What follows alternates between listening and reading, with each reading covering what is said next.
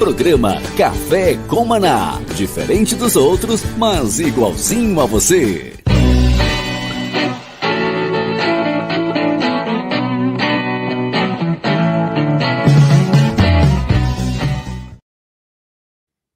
Salve, ouvinte da Sara Brasil FM. Mais um dia, salve, Bispo Paulo Renato. Um salve aí para todo mundo. Porto Alegre, Florianópolis, Juiz de Fora, São Paulo e todo mundo que está acessando a gente pela internet, através do YouTube e pelos streamings. Salve, Denis. Quem fará alguma acusação contra os escolhidos de Deus? É Deus quem os justifica. Quem os condenará? Foi Cristo Jesus que morreu e mais que ressuscitou e está à direita de Deus e também intercede por nós. Quem nos separará do amor de Cristo? Será tribulação, angústia, perseguição, fome, nudez, perigo ou espada? Como está escrito, por amor de ti enfrentamos a morte todos os dias. Somos considerados como ovelhas destinadas ao matadouro. Mas em todas estas coisas somos mais que vencedores por meio daquele que nos amou. O que significa ser mais que vencedor, Bispo Paulo Renato? Esse aí é o famoso hors concours, né? Ele é mais do que vencedor. Na verdade, é uma vitória que ele nem conquistou. Uma vitória que Jesus foi lá e entregou para ele. A gente não é digno de vitória nenhuma por conta própria. Nosso braço só arruma presepada para a gente, né? Mas o braço forte do Senhor foi adiante, abriu o caminho, rasgou o véu, restaurou a intimidade, né, que a gente precisava ter com o Pai, qual era o propósito eterno do nosso Deus. E esse Deus maravilhoso, ele não tem prazer na morte do ímpio, não. Ele quer que o ímpio se converta, se arrependa do seu mau caminho e também se torne justo, ou melhor, justificado pela graça do seu Filho Jesus Cristo. Isso é o que faz da gente mais do que vencedor, né? Uma vitória que, na verdade, nós não fizemos esforço nenhum para poder conquistar. Alguém foi lá e resolveu por nós. Esse alguém é Jesus. Seu microfone, bispo. O que eu acho interessante é que, apesar... Eu estou com uma voz muito ruim, né? Acho que eu estou começando a pegar uma gripe, mas é que nós não... Muitos crentes não desfrutam, né, dessa posição, vamos dizer assim, né, vitoriosa. Muitos crentes vivem uma vida contrária a isso que essa palavra está pregoando, né? Uma vida de mais que vencedor, né? E eu acredito que está muito ligada à questão da mentalidade, né? Nós não desenvolvermos uma mentalidade, mais ou menos como aconteceu com Israel quando saiu, né, do Egito, né? Continuava com aquela mentalidade derrotista, né? Uma mentalidade pessimista, uma mentalidade que puxa para baixo, né? É interessante isso, né? Você pode ter uma posição alta, né? Mas às vezes você não percebe, né? Às vezes a tua mentalidade não permite que você desfrute da posição que você tem, a posição que Deus te deu, a condição que você tem como filho de Deus, né? Como mais que vencedor, né? Eu preciso assumir essa posição de vencedor, de vitorioso, né? Não basta Deus me conceder isso se eu não tiver uma mentalidade, né? Eu acreditar nisso. Por isso que a fé é tão importante, porque a fé define o que você pensa. A fé define tuas atitudes ao final, né? As minhas atitudes são conforme aquelas coisas que eu acredito. Se eu acredito que eu sou mais que vencedor, se eu acredito que eu sou vitorioso, se eu acredito que Deus me dá vitória, me conduz em triunfo, como diz. Não é um triunfalismo, né? Mas Deus me conduz em triunfo, né? Graças a Deus que nos conduz em triunfo em Cristo Jesus, né? Se eu acredito nisso de todo o coração, eu vou lidar com os problemas, com as angústias, tudo isso que Paulo fala aqui, né? Tribulação, angústia, perseguição, fome, nudez, perigo, espada. Não que essas coisas não vão acontecer porque eu sou mais que vencedor. Ao contrário, as coisas acontecem, né? Mas como é que eu encaro, com que mentalidade eu encaro os problemas da vida, né? Os problemas que eu tenho que resolver, os problemas que estão diante de mim, as angústias e as perseguições, né? Se eu tenho essa mentalidade, se eu tenho uma mentalidade de vencedor, eu vou superar tudo isso. Vou acreditar sempre que eu posso superar. Né? Verdade. Na verdade, esse é o grande desafio do homem, né? Do homem genérico, né? Ser humano. Porque o desafio de Deus para nós é a mudança de mente, né? Renovação de mente. Mudar o famoso mindset, né? Aquilo que guia nossos passos através daquilo que pensamos. A palavra de Deus também fala para a gente em Filipenses 4:8, né? De tudo que é agradável, tudo que tem boa fama, se alguma virtude há, se algum louvor existe, seja isso que ocupe o vosso pensamento. E então é trazer para dentro da nossa cultura mental, né? O pensar de acordo com a palavra de Deus, o pensar de acordo com as promessas de Deus e o pensar de acordo com os desafios de santificação da parte de Deus sobre as nossas vidas. É aquilo que a gente traz de renovo para o nosso pensamento, que traz de renovo para o nosso dia a dia. Tenho lido um livro, comecei a ler um livro ontem, comecei a ler um livro, ontem foi feriado em Maringá, né? Depois do programa eu sentei, tinha muita coisa para fazer, não, peguei, falei, vou me abastecer, vou ler um livro aqui. E tinha um livro que eu comprei esses dias, daquele irmão Rony Oliveira, que pregou na nossa, se não me engano, na sacerdotal, né? Ou na primeira celebração de janeiro, Rony Oliveira. E ele também andou ministrando em alguma celebração nossa aí, acho que é de São Paulo, se não me engano. Mas, enfim, seja como for, comecei a ler o livro dele e tal, fui andando alguns capítulos, ele estava falando sobre essa questão de tribulações, né, e o pensamento em relação a isso, e ele falou que, em alguns casos, algumas pessoas o questionaram, né, por que Deus permite tanta tribulação e etc e tal, questionando aí a lealdade de Deus, né, sempre tem uma cabecinha ou outra que não consegue absorver esses conceitos e leva para um outro lado que não deveria. E ele pegou e falou que isso é como alguém que quer aumentar sua massa muscular e, de repente, ele começa a praticar aquele levantamento de peso. Imagina que essa pessoa começa franzino, né? Ainda sem muita massa muscular, e ele começa a pegar chega lá naquela academia e vê aqueles atletas gigantes, cara, levantando aqueles pesos enormes. Ele não vai começar com um peso daquele, ele começa levantando um peso mais leve, e aí então ele vai, à medida do tempo, conforme ele levanta esse peso, ele vai conseguindo melhorar o seu desempenho e aumentar a quantidade de peso que ele levanta e suporta.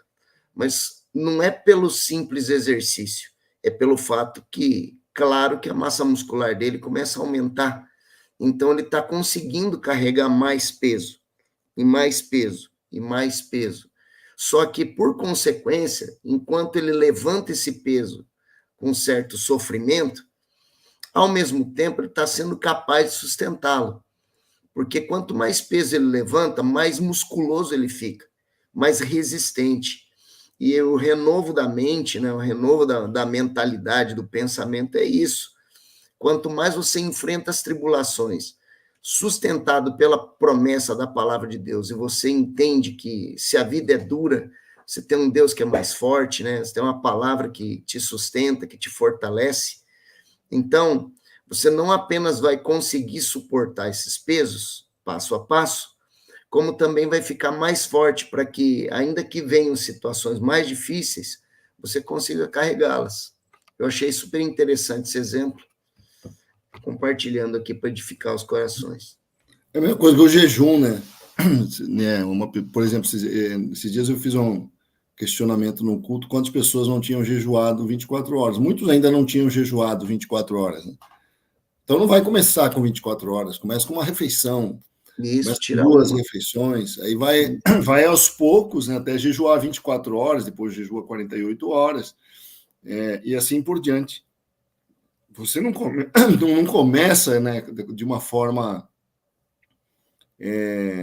integral, né? Isso. Nada, né? Tudo é processual, né? Mas com relação a essa questão, eu tenho visto, né, muito crente não desfrutar dessa vida vitoriosa. Eu acredito que a razão, porque muitos cristãos porque não creem, né, por falta de fé. Acho que você tem que crer que teu Deus é vitorioso, porque Agostinho, quando Agostinho se converteu, ele veio de uma filosofia que é a filosofia maniqueísta, né? Na filosofia maniqueísta, o bem e o mal estão em luta constante e eterna, né? São 2 princípios que governam o mundo, né? E governam mais ou menos em situação de relativa igualdade, né? O mal e o bem estão numa guerra eterna que nunca vai acabar, porque eles têm mais ou menos a mesma força, né? São 2 forças que operam no universo, né? O mal e o bem, né? E é isso que caracteriza o maniqueísmo, e muita gente acredita nisso, né? Muita gente acredita que o mal tem a mesma força que o bem, né? Mas não é assim, né? A Bíblia fala que eles o venceram pelo sangue do Cordeiro, né? Se referindo a Satanás, né? Agora veio a salvação, diz lá em Apocalipse 12, né? E o reino do nosso Deus, pois foi lançado fora o acusador dos nossos irmãos, que os acusa diante de Deus de dia e de noite. E eles o venceram, quer dizer, o diabo já está derrotado. Eu acho que o mal, né? O mal já está derrotado. O mal opera ainda no mundo, mas está derrotado. E nós temos que ter essa consciência. Deus não está numa luta com Satanás. Satanás só faz aquilo que Deus permite, só faz aquilo que está dentro da permissão de Deus, né? Ele é derrotado, e a vitória pertence ao povo de Deus, a vitória pertence a nós, né? Por isso que Paulo fala, eles o venceram, nós em todas essas coisas. Você não está sendo derrotado pelas tribulações, pelas frustrações, pelas decepções, não, em todas estas coisas nós estamos vencendo, nós estamos caminhando vitoriosamente nas nossas lutas. Compreender isso é importante demais, porque o que derrotou Israel no Egito, ou melhor, no deserto, né? O que derrotou Israel no deserto foi não ter compreendido isso, que aquelas dificuldades não significavam derrota, que eles encaravam cada momento de dificuldade como uma derrota. Vamos voltar para o Egito, né? Deus nos abandonou. A primeira pessoa que a gente acusa, é interessante isso, né? A primeira pessoa contra quem o crente se volta quando ele se vê numa situação de frustração ou de derrota momentânea, né, é contra Deus. Por que Deus permitiu que isso acontecesse comigo? Essa mentalidade tem que mudar. Nós temos que ter, na hora da luta, na hora da frustração, na hora da aparente derrota, uma postura de fé, de declaração que Deus está comigo, eu vou superar. É difícil, né? É difícil. Ontem eu falava até que o ímpio, às vezes, parece que lida com... Como o ímpio não tem essa... Como o ímpio não espera em Deus, ele, às vezes, lida com os problemas melhor que o crente. Ele encara melhor, ele enfrenta, ele sabe que tem que resolver, e o crente fica choramingando para Deus, né? Eu creio que isso que tem que mudar. Nós temos que ter... quando o apóstolo Paulo fala que você é mais que vencedor, está falando de uma postura que nós temos que ter na vida, uma mentalidade, né, para enfrentar essas situações. Né? É verdade. Você está falando de jejum, né? Sobre a pessoa chegar chutando balde aí, né? Não funciona assim. Até porque o jejum não é o sacrifício, né? Não é a fome, não é o enfraquecimento. O jejum é o voto, é a aliança, né? É a prestação de confiança em Deus, de que a palavra de Deus é o seu sustento, é o seu alimento, né? A consagração de ficar na dependência de Deus. Isso também ajuda por demais a renovação da mente. E sobre jejuns mais prolongados, é claro que tem a questão do exercício, né, e do hábito também. E a vantagem do jejum mais prolongado são realmente os níveis de experiência que você começa a mergulhar, a experimentar, né? Até porque a mente renova, né? A gente tem uma consciência de que se eu não comer, eu vou definhar e tal, mas não é bem assim, né? Não é bem assim. Eu tenho visto relatos, tem uma onda aí de profetas aí da nação aí que tem experimentado alguns jejuns mais prolongados, inclusive alguns que têm relatado até jejuns de 40 dias seguidos, né? Não apenas quebrando no final da tarde, mas seguidos mesmo e sem interromper a atividade física, inclusive. Diz que a pessoa vai, faz academia, por exemplo, por hábito, normalmente continua, e que eles têm tido, assim, um resultado no nível da unção muito maior, até de, por exemplo, um fim de culto, depois de uma palavra, um culto ali, as pessoas virem cumprimentar e o espírito da profecia ser liberado, algumas pessoas que ao tocar na mão do servo de Deus ali, receberem cura, né? Tenho visto isso acontecer, tenho acompanhado alguns que têm falado sobre essa experiência, dá até vontade de começar a ter essa experiência, de se planejar, e é como você falou, bispo, não é chegar, então está sendo assim, então vou ficar 40 dias, cuidado, né? Começa devagar, começa tirando o café da manhã, por exemplo, vamos supor que a pessoa vai deitar à meia-noite, né? E ela vai deitar, a partir daí ela não consome mais nada, ou seja, ela já entrou em estágio de jejum. Ela acorda pela manhã, não toma seu café, não toma um café da manhã, não faz o seu desjejum, né? Vamos falar melhor, porque a nutrição prefere que se diga assim, a gente está falando sobre questão mais alimentar no sentido científico mesmo, e ela não faz o seu desjejum, e ela segue nessa condição até 12 horas, até meio-dia. Faz a conta, de 0 a meio-dia, 12 horas de jejum, e a pessoa está achando que é pouco. Não é pouco, é metade de um dia, né? É metade de um dia. Se você se deitou proposto a se consagrar no outro dia, hoje, por exemplo, né, a Bíblia diz para a gente não ficar alardeando isso, mas hoje é um dia que eu estou jejuando.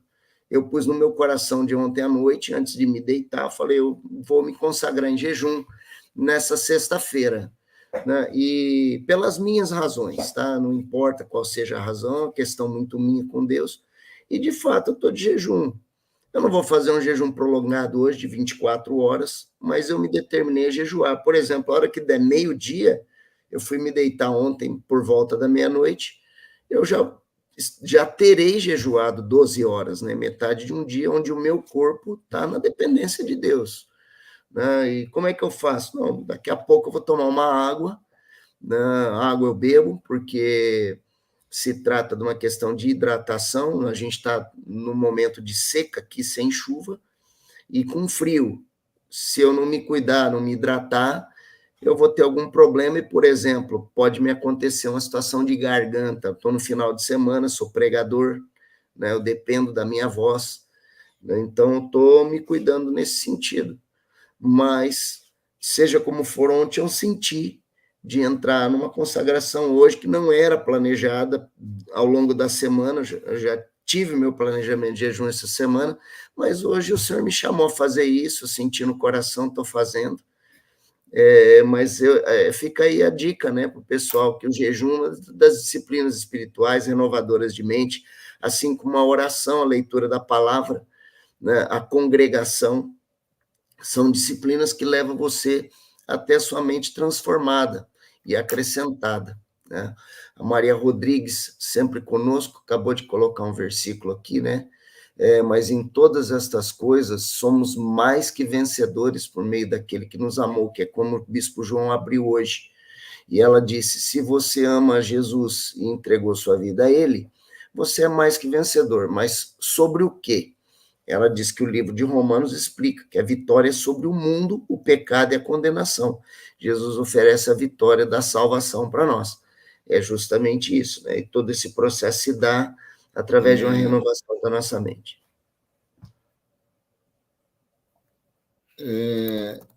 Tem um livro, né, do Vivek Ramesh, que está sendo muito falado sobre jejum, né? Que acho que é o mistério, o poder secreto da oração e do jejum, eu acredito. Opa, chegou aí, conseguiram entrar? Eu vi que vocês estavam com probleminha no link, né? Não entrava de jeito nenhum, cara. Não sei o que foi, algum capeta encarapitado aí no meio dessa internet aí. Tá amarrado nesse momento. Vocês estão na mira, né, lá do Supremo. Tá na mira do Supremo aí. Xandão te pegou aí, bispo. Ainda bem que o Robson que chegou aí, ó, o Robson ele deu as dicas pro Denis e o Denis achou uma linha aí, glória a Deus. Mas a gente está falando um pouquinho sobre jejum, não sei se vocês viram, né, essas passagens do Luciano Subirá, né? Ele tem um livro... Era dele que eu estava falando, bispo João. Eu não citei nome, mas era dele que eu estava falando. O Luciano Subirá tem a cultura do jejum, né? Ele começou a desenvolver jejuns de 40 dias, né? Só com água. Agora ele está tomando alguns ingredientes ali, tipo sais minerais, né? Um componente de soja que ele toma, mas nos primeiros jejuns que ele fez só na água, de 40 dias. E uma das inspirações dele é o poder secreto, né, da oração e do jejum do Vivek Ramesh, né, que é um presbítero de uma igreja indiana, né, que tem fortes testemunhos também, né. Nesse livro ele conta assim coisas que a gente fica até se sentindo incrédulo, né, quando lê assim as experiências que ele tem. E ele começou a fazer jejuns de 40 dias.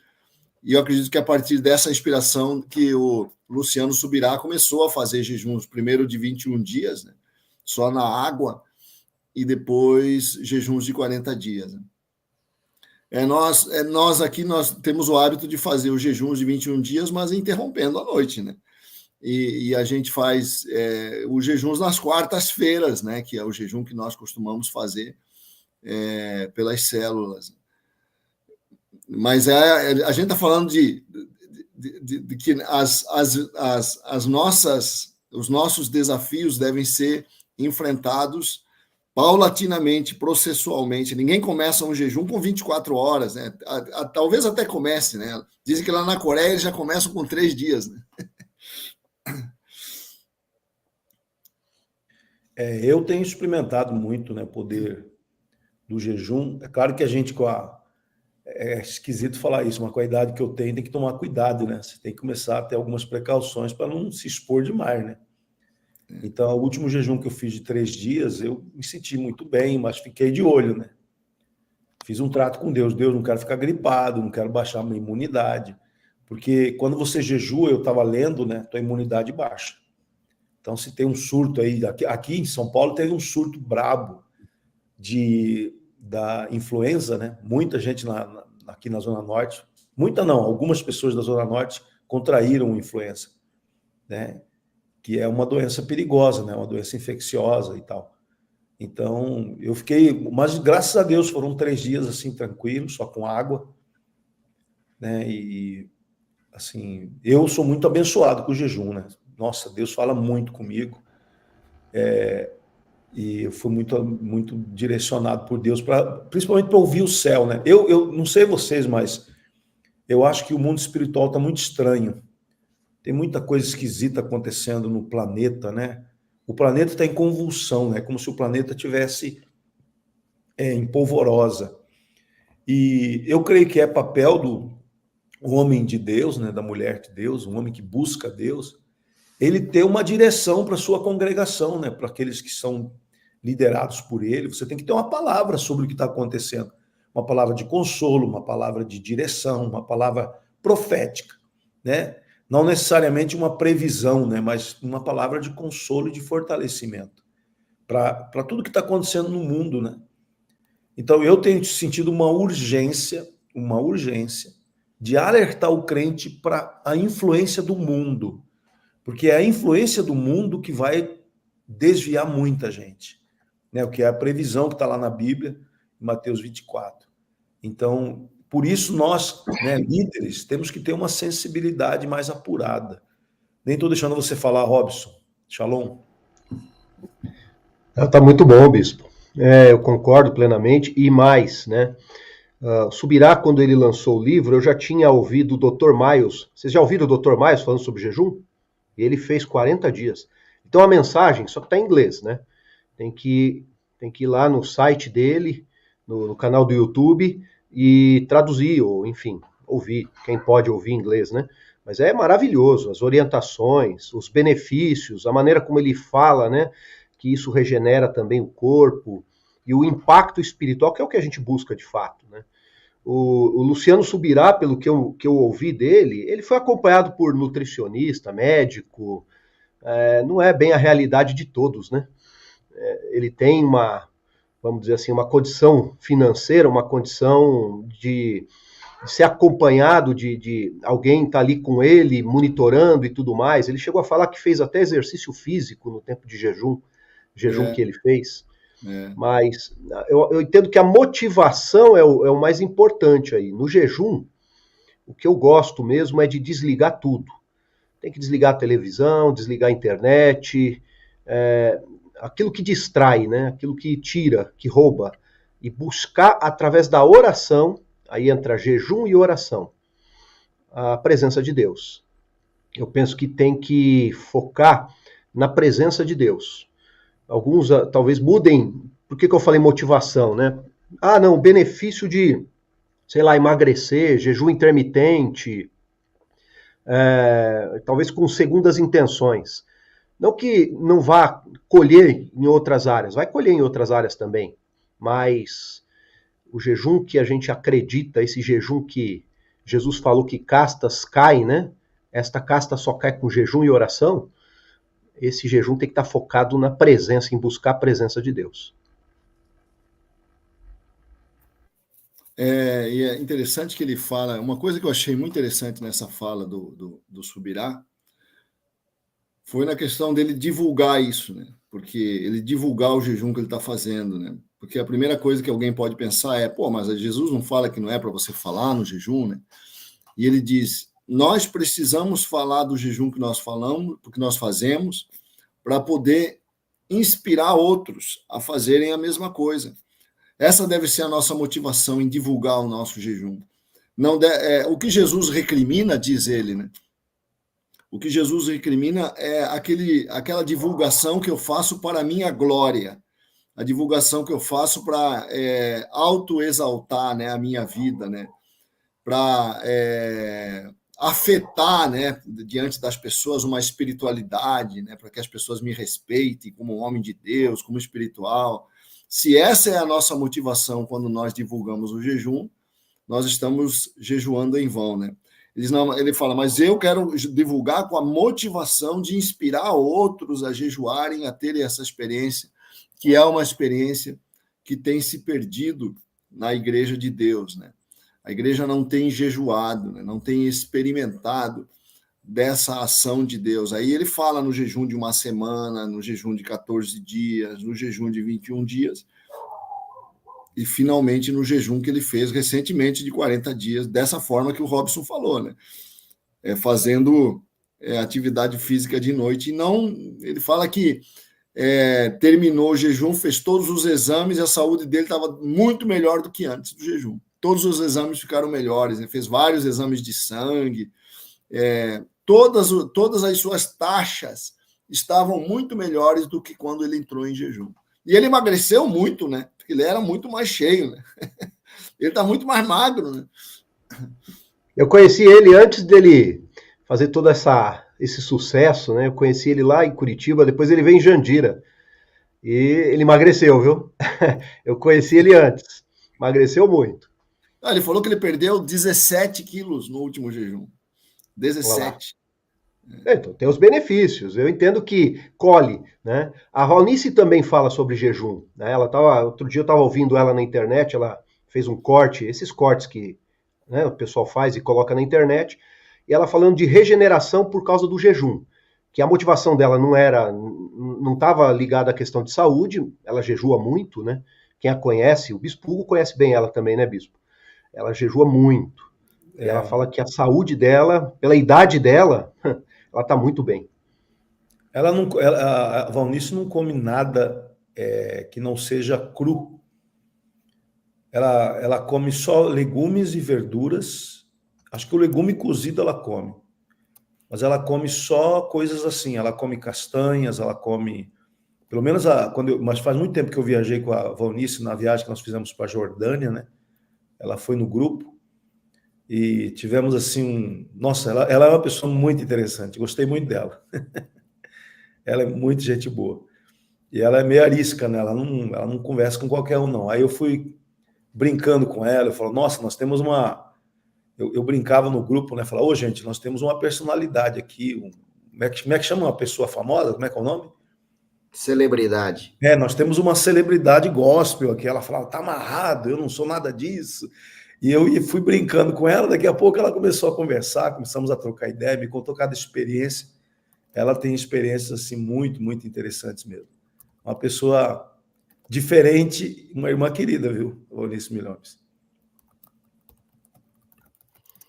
Eu não gosto muito de foto também, não, até onde eu sei. Pensar com muito encosto nela para tirar foto, ela não é chegada, não.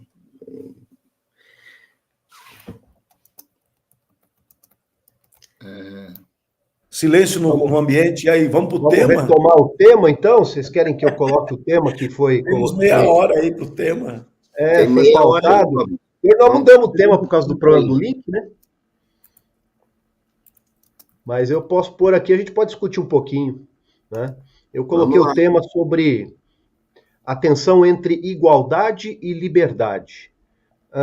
Quando a gente olha para a história, olha para o momento atual, o que a gente vê é um desequilíbrio entre esses dois conceitos, né? Onde há fortalecimento da igualdade, a liberdade ela é, vamos dizer assim, ela pode ser diminuída, ela pode ser, inclusive, né, tirada.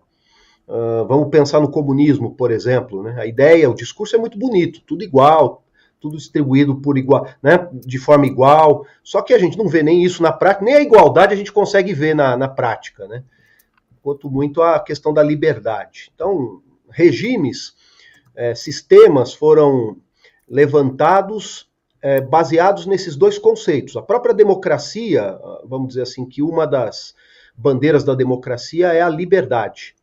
Mas quando a gente também vê uma condição de liberdade extrema, nós vemos libertinagem. E a libertinagem a gente está vendo o que ela produz, né? Aí tem o progressista, aí tem outros segmentos que gritam, né, por liberdade para poder expressar, mas a gente vê o efeito na sociedade. O que vocês me falam sobre liberdade e igualdade? Como que pode ser equilibrado isso? Paulo Renato está na fila, é o primeiro a entrar. Bom, depende, né? Liberdade e igualdade. Eu não sei, a parte do direito, né? Todos são iguais perante a lei, né? Eu fiz faculdade de Direito e por conta disso a gente sempre trabalhou muito essa questão. Ao mesmo tempo, nas garantias fundamentais, fala lá sobre liberdade de expressão, né? Nos termos da lei e etc. E por conta disso, sempre gera um certo conflito, né? Sempre gera um certo confusão na mente. O que é igual? Como assim igualdade, né? Eu não vejo pessoas muito iguais a mim, não, apesar de eu estar debaixo da mesma lei, da mesma forma como que a liberdade ela tem também por trás de si uma responsabilidade. Eu sou igual perante uma regra, eu sou igual perante aquilo que dita a regra sobre o ambiente. No reino de Deus, nós somos iguais, mas tem pessoas que conseguem resultados diferentes. Eu acredito que passa muito pela... aquilo que a gente estava conversando, eu e o Bispo João aqui, antes de vocês conseguirem entrar, né? A gente fez um tema incidental aqui, o Bispo João começou a falar sobre ser mais que vencedor, né? O que é ser mais que vencedor, e a gente foi falando sobre essa questão de mudança de mente, entramos no mecanismo do jejum, né? E tudo mais. Por exemplo, eu sou igual o Luciano Subirá, mas eu não estou com o resultado dele, né? Perante Deus, Deus olha para nós de forma igual. Mas se eu quiser ter os resultados iguais aos dele, eu preciso fazer igual o que ele faz, né? Aí entra uma questão de igualdade. Ao mesmo passo que liberdade ela vem acompanhada com responsabilidade, para não se tornar essa coisa que você falou, chamada libertinagem, né? Onde eu saio passando por cima de tudo e de todos, tipo, minha vida, minha regra, né? Esses adágios que ultimamente andam surgindo aí na mentalidade mais left, né? Mais à esquerda aí. Tem que tomar cuidado com esse parâmetro. Liberdade é o que eu tenho em Cristo, né? Se eu sair de Cristo, eu vou perder essa liberdade, eu já vou estar escravo de alguma coisa automaticamente, porque ele me libertou da força da minha carne também. Não sei se é bem isso que você quer ouvir, não, mas é o que me veio à mente agora, de prima. Mas eu acho que a questão que o Robson traz, né, está muito ligado àquela questão da igualdade formal e igualdade material, né? Que uma coisa é igualdade perante a lei, né?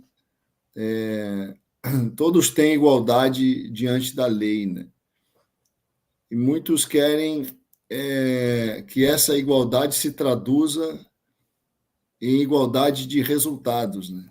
Igualdade social, vamos dizer assim, né? Que na verdade, essa dicotomia aí, liberdade e igualdade, está muito ligada à dicotomia capitalista e socialista, né? O capitalista ele enfatiza mais a liberdade, né? E o socialista enfatiza mais a igualdade. Eu acho que foi o Paulo Renato que mandou uma pregação em que o cara levou um sujeito fortão, musculoso, né? Foi você, Paulo, né, que mandou essa pregação. Ele mostrava, aí o pregador mostrava, esse cara faz academia no mesmo lugar que eu. Esse cara, ele tem os mesmos professores que eu. Aí ele vai, né? Ele fica lá tantas horas quanto eu fico. Por que ele é mais musculoso que eu? Isso é errado, isso é injusto, isso está desigual, a culpa é da academia, a culpa é dos professores. Aí ele rasga a camisa assim, ele mostra a musculatura dele, aquela musculatura assim, flácida, aí o outro todo fortão. Por que eu sou assim? Ele é assim. Isso está errado. Nós precisamos corrigir essa academia.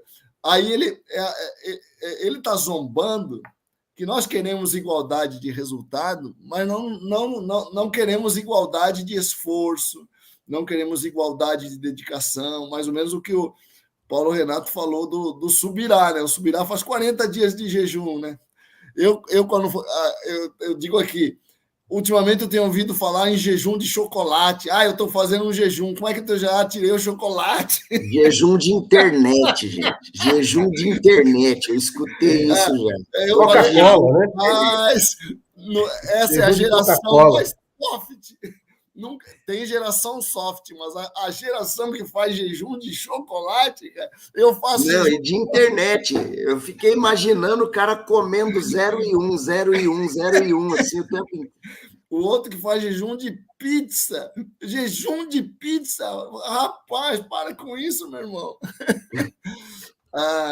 Então, eu acho que o problema do mundo hoje é esse. As pessoas querem uma igualdade A igualdade, ela é igualdade de largada, né? Na largada deve haver uma igualdade, mas não pode haver uma igualdade de chegada, porque cada um tem o seu próprio mérito, cada um tem a sua própria dedicação, né?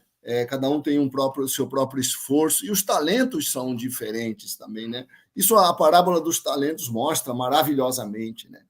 Eu acredito que essa questão esse sonho da igualdade de resultados, né? Essa homogeneização da vida, né? Tornar a vida homogênea, todo mundo igual, que nem acontecia na China de Mao, né? Todo mundo se vestia igual, todo mundo ganhava igual, todo mundo recebia igual. É um horror isso. Isso é um horror, isso é um filme de terror, né? Porque é injusto. Essa igualdade de resultado é algo injusto. Não é de acordo com o reino de Deus, porque cada um deve receber conforme as suas obras, diz a palavra de Deus. Cada um vai receber conforme as suas obras. Por isso que Paulo tem um galardão maior, né, do que os demais apóstolos, né? Trabalhou, ele mesmo diz, eu trabalhei mais do que todos eles. Ele é muito mais falado, ele é muito mais reconhecido. Tem uma glória, não dá para comparar a glória de Paulo com nenhum apóstolo, né? Porque Paulo é falado em todas as igrejas, e quase em todas as igrejas, quase todos os domingos. Paulo é lembrado todos os domingos. Ele tem uma glória que os outros não têm, né? Porque ele trabalhou mais, ele se esforçou mais, se dedicou mais. Então, a liberdade é para isso, para eu escolher onde eu vou investir o meu esforço, onde eu vou investir. Eu não posso querer uma igualdade na marra, né? Como o socialismo marxista propõe, né? A igualdade é de largada, não de chegada. Bispo Hugo, e liberdade, Bispo Hugo? Muita liberdade produz injustiça? A liberdade desenfreada, né? Liberdade segundo os desejos humanos vai produzir muito caos, porque a liberdade precisa ser governada pela ética, né? Governado pela equidade, pelo que é reto, e não pelo desejo e pela necessidade humana, né? Eu creio que a liberdade verdadeira é aquela que é governada pelo Espírito Santo de Deus. Onde há o Espírito, aí há a liberdade, diz a Bíblia, né? Então, porque onde não há Espírito, vai ter caos, né? Porque o Espírito traz a ordem do reino, traz o governo do reino. Então, eu guio meus desejos, meus anseios, meus impulsos pela equidade do reino de Deus, né? O reino de Deus é amor, é paz, mas também é justiça. O reino de Deus é consequente. Eu creio que é isso, que a liberdade ela não pode ser inconsequente, né? Tem que ser pensado o que vai acontecer com a demanda que a pessoa está exigindo. Eu sou livre para fazer isso, eu sou livre para quebrar alianças, eu sou livre para me encher de drogas, eu sou livre para isso, eu sou livre para aquilo. Isso não vai produzir uma coisa, o resultado, né, que a pessoa espera. A inconsequência da liberdade vai produzir dor, com certeza, né? Então, eu estou vendo aqui o chat, né? Hoje está coalhado de coisa, né, gente? Meu pai do céu. Tá a turma toda aqui, a Patrícia, que é aqui da ZN, faz parte da nossa equipe de 12 aqui, a Thaís, a barbearia do Rafael, lá de Maringá. Temos que um dia conhecer essa barbearia, né, Paulo? Fazer um café com Maná Day, lá na barbearia. Oh, Deus. Todo mundo sentado, a turma cortando o nosso cabelo e a gente falando na internet. Eita glória. É isso aí. O Cláudio Zimmer, né, Paula Figueiredo, o Rômulo também, que é aqui da ZN, abraço Rômulo, Lisiane, Sinara Magueta, que é lá de Porto Alegre, ela põe sempre buenas, né, cumprimento clássico dos gaúchos, né, a Maria do Socorro, Maria Rodrigues, grande abraço, também aqui da ZN, Paulo Renato, não sei quem que é esse aqui não, meio perdido aqui, então, Elis Capelletti, e aí a Maria tem vários comentários que eu vou deixar para o Robson analisar isso aí, né? 200 comentários da Maria aqui, porque ela está usando a liberdade para participar do nosso chat aqui, né, gente? Olha só, né? Essa é uma discussão que ela é muito usada nos meios políticos e em todas as camadas de liderança, Nós já discutimos aqui sobre os globalistas, as elites, sobre, né, os regimes e sistemas, né, o comunismo, o capitalismo, a monarquia. A monarquia tem um conceito diferente, né, o absolutismo. Então, todo o poder está concentrado em um só, né, que é o rei. Ele concentra todo o poder e ele se baseia no princípio da autoridade. O absolutismo vem com a ideia da autoridade máxima. Ele sobrepõe tudo, né, todas as vontades. Mas é interessante porque esse tipo de discussão é a discussão do politicamente correto. Então, muitos usam da igualdade. Tem que se construir um país de igualdade, igualdade social, igualdade de gênero, igualdade política, igualdade. Só que essas questões são bonitas, né, no discurso, são importantes até no discurso. O Estado tem uma obrigação de equilibrar isso, e é aí que ele se perde, né? Como é que ele equilibra isso de igualdade? Então a gente já discutiu aqui também pobreza e riqueza, né? Pobreza e riqueza, por que tanta desigualdade? Então ele tenta equilibrar isso. Só que na tentativa de equilibrar, ele desequilibra mais em certos aspectos, né? Ele vai diminuir a liberdade. Só que também muita liberdade vai para o anarquismo. Na verdade, se a liberdade for, olha, faça o que você quiser, coloca para todo mundo fazer o que quiser, nós não vamos mais viver em sociedade. Para viver em sociedade, os ganhos de viver em sociedade, aí entram as leis, né? Tem que limitar liberdades. Por incrível que pareça, né, precisa se limitar liberdades. Só que quando a gente traz também para o lado espiritual, e aí que eu gostaria até de discutir, Paulo fala que tudo me é permitido, ou tudo me é lícito, mas nem tudo me convém. Então, dentro desse conceito, como equilibrar isso, nós cristãos, né? O que Paulo estava querendo dizer com isso? Tudo me é lícito, veja, tudo, eu posso tudo mesmo, mas nem tudo me convém? Na verdade, provavelmente Paulo está citando uma frase que os coríntios estavam usando, né? Eu duvido que Paulo queira dizer com essa frase que os crentes repetem, eu acho, de uma forma muito errada, né, no meu modo de ver, né, sem levar em conta o contexto. Nem tudo é lícito, tem muita coisa que são ilícitas. Né? É ilícito furtar, é ilícito falar mal dos outros, é ilícito roubar, nem tudo é lícito. Né? Se você pegar literalmente essa frase do apóstolo Paulo, ela perde o sentido. Ele está falando até no contexto de comer, de beber, de lidar com ídolos. Você tem que entender o contexto que ele está falando e tudo indica que ele estava contestando uma afirmação que foi feita numa carta que foi endereçada a ele para tirar dúvida. Provavelmente a igreja de Corinto usava essa frase: todas as coisas me são lícitas, mas nem todas as coisas convêm.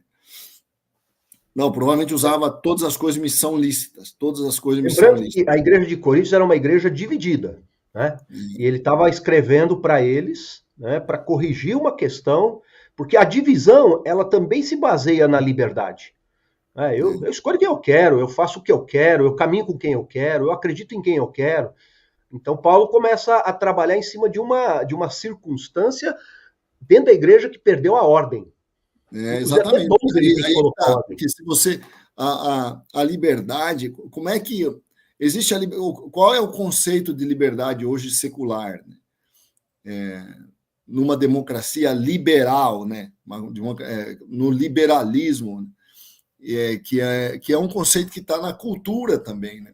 O conceito de liberdade você pode fazer tudo o que você quiser, desde que você não cause dano a uma outra pessoa. Esse é o conceito de liberdade, é a ausência de restrição para você fazer tudo o que você quer, desde que você não cause dano a outra pessoa.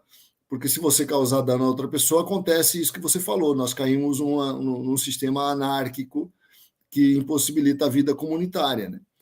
Mas o liberal sabe que não pode ser assim, ele sabe que tem que ter um limite, e o limite é a esfera de liberdade do outro. Né? Só que isso aí não dá certo, né? Porque, por exemplo, é com base nesse conceito de liberdade que as pessoas autorizam que o Supremo Tribunal Federal estava julgando a questão da maconha, né? Como eu estou prejudicando só a mim mesmo quando eu fumo maconha, eu tenho a liberdade de usar e seria inconstitucional você querer me impor algo que eu não possa fazer, né? O problema é que quando você usa a liberdade, não é esse o conceito de liberdade da palavra de Deus. O conceito de liberdade da palavra de Deus é você usar a liberdade para autogovernar os teus desejos e a tua vida, para você direcionar a tua vida para a glória de Deus. Você guiar a tua vida na direção da glória de Deus. Eu tenho que me autogovernar. A minha liberdade existe para eu... Esse é o conceito clássico de liberdade, inclusive para os gregos. A diferença é que eles não falavam em glória de Deus, eles falavam na felicidade. Eu tenho que governar meus desejos, restringir meus impulsos para que eles não me governem, para que eles não me escravizem, para que eu não seja domado por vícios e eu consiga direcionar a minha vida, guiar a minha vida na direção da vida boa, da felicidade, né? Na direção das conquistas. Eu não consigo conquistar fazendo tudo o que eu quero. Está aí para provar isso o Neymar, o Ronaldinho Gaúcho, o Mike Tyson, o Michael Jackson. São exemplos muito claros na vida de que a liberdade total pode destruir. Aquela menina que morreu há alguns anos, né? A Amy Winehouse, né? Que era uma cantora magnífica, mas viciada em droga, usando sua liberdade, né? Para autodestruição. Então, a liberdade... E pior, né? Esse tipo de liberdade desenfreada enfraquece a comunidade. E enfraquecendo a comunidade, eu enfraqueço a minha própria liberdade, porque uma comunidade fraca, você não tem uma liberdade como você poderia ter, né? Enfim, eu acho que a liberdade tem que ser essa que a palavra de Deus fala, né? Guiada pela verdade de Deus. Conhecereis a verdade, e a verdade vos libertará, né? Dos seus desejos, dos seus vícios, dos seus pecados. Me perdoa aí, passei um pouco tempo. Só para complementar com uma frase aqui, eu vejo esse zelo, conselho apostólico pastoral de Paulo com a igreja, né? No seguinte sentido: se tudo me é lícito, mas nem tudo me convém. Ele fala que a inconveniência do crente destrói a liberdade dele, né? O fato dele ultrapassar o pacto social da convivência ou mesmo da espiritualidade. A inconveniência é o que destrói o poder da liberdade. Bom, que Deus abençoe todos aí, né? Faltam 2 minutos para acabar nosso programa. Muitos participantes aqui, que Deus abençoe todos eles. Amém. Eu creio que cada vez mais, né? Quanto mais nós conhecemos a verdade revelada em Cristo, mais livres somos para governar as nossas escolhas e decisões em prol de um benefício próprio e da comunidade. Eu creio que esse que é o precioso da verdadeira liberdade. Muito bom, né? 2 minutos praticamente. Então, nesse final de semana temos culto, né? Convidando a todos, né? Sábado, 19 horas, Arena Jovem, que é o nosso culto de jovens, todas as nossas igrejas, e domingo, né? Cada igreja nossa tem seus horários de culto. Em Jandira, 10 da manhã, 18 horas, Avenida Carmine Gragnano, 600. Só para lembrar, né, que do ponto de vista do discípulo de Jesus, né, a liberdade dele é para ele negar a si mesmo e seguir a Jesus. É uma liberdade para você dizer não para você. Entra aquela coisa do bem e do mal, né? Para você dizer poder não dizer pro mal. sim. Se você quer ter a liberdade de dizer sim para Jesus, eu tenho que dizer não para mim. Né? Não é maravilhoso isso, né? Você entender que liberdade não é eu fazer o que eu quero, não. Liberdade é para dizer não para mim, para eu poder dizer sim para Cristo. Né? Como é que eu vou ser discípulo de Jesus fazendo tudo o que eu quero? Impossível. Possível. Exatamente. Por isso que a teologia inclusiva, essa teologia de missão integral, essa teologia liberal tem que ser contraposta, tem que ser contrariada, tem que ser resistida em nome de Jesus. Gente, Nós temos que parar de falar não para essa teologia também, né? Não e nunca, em nome de Jesus. Denis, um grande abraço. Demorei para entrar, mas entramos, né, Robson? Glória a Deus aí. Um grande abraço e um beijo. Bom final de semana a todos. Um abraço. Abração E a o príncipe todos. africano, nada? Segunda-feira ele está aí. Amém. Um abraço, Denis. Deus abençoe. Grande abraço. Programa Café com Maná. Diferente dos outros, mas igual.